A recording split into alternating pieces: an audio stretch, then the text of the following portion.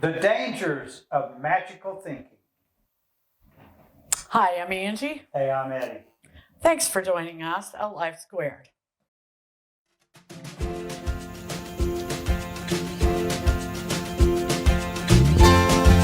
Welcome to Life Squared, brought to you by the Perfectly Imperfect Network, from imperfect folk everywhere.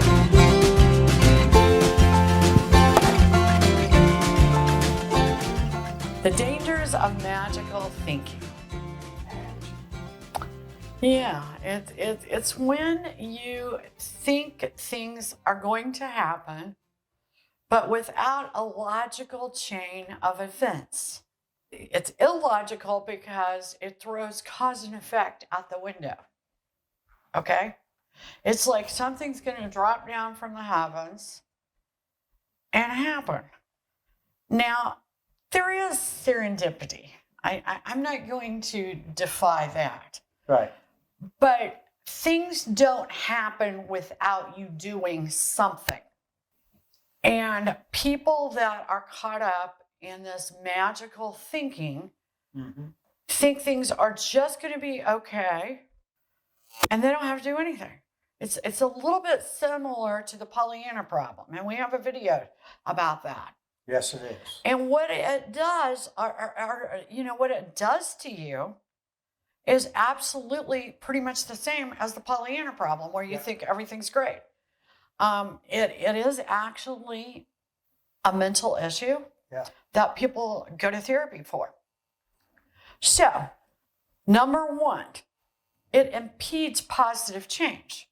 Because why do you need to change if it's just going to drop down out of the sky and fix itself? In fact, I don't need to talk to them and fix this problem because it'll just fix themselves. They just won't talk about it again, or it'll just go away.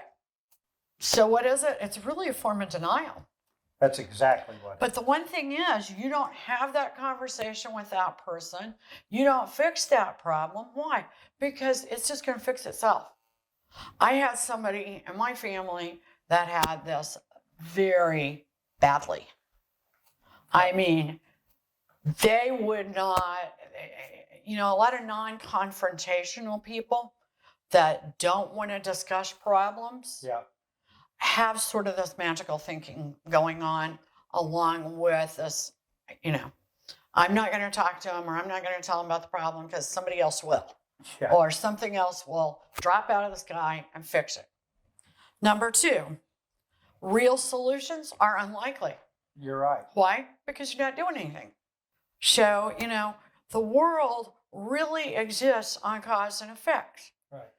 Even God said, you've got free will. I am not going to interfere with free will. Well, right there, that says I'm going to let cause and effect get you. Yeah. I might help you out. But you can't. But you got to do something. You've got to do something. You can't just sit in the middle of the floor and go, "Hey, come and help me." Yeah. You got to get up off your buns and work, or make things happen, have a conversation. You've got to put yourself in a place where things can be fixed. There's the story about Jesus throwing the rope to the guy. Right. Okay? And, he sends 3 or 4 boats to save the guy. No, Jesus is going to come save me. And he goes to heaven. He goes, I thought you would save me, Jesus. He goes, I did. I had 3 people come out there, throw you ropes, and you wouldn't grab one of them. Number 3, it defies logic and keeps one from critically thinking. Right. Okay? If you're not going to solve the problem, if you're not going to confront the problem, then you don't analyze the problem. You don't take a closer look at it. You just go on in denial.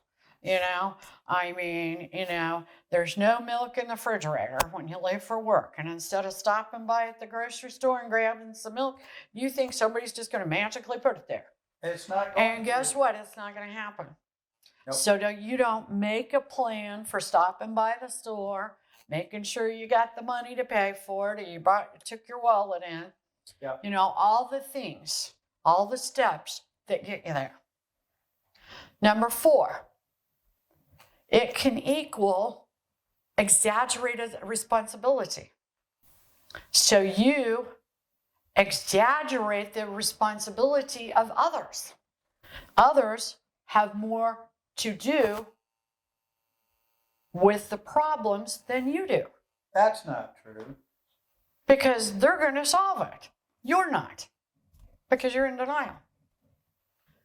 It can also, number 5, create an overinflated godlike ego. I deserve for this to be fixed. Oh, yeah. I deserve to win the lottery. You know, I'm going to win the lottery because I'm more worthy than the other guy that stood behind me in line and bought a lottery ticket. Don't work like that. Does not. You know, that's purely chance.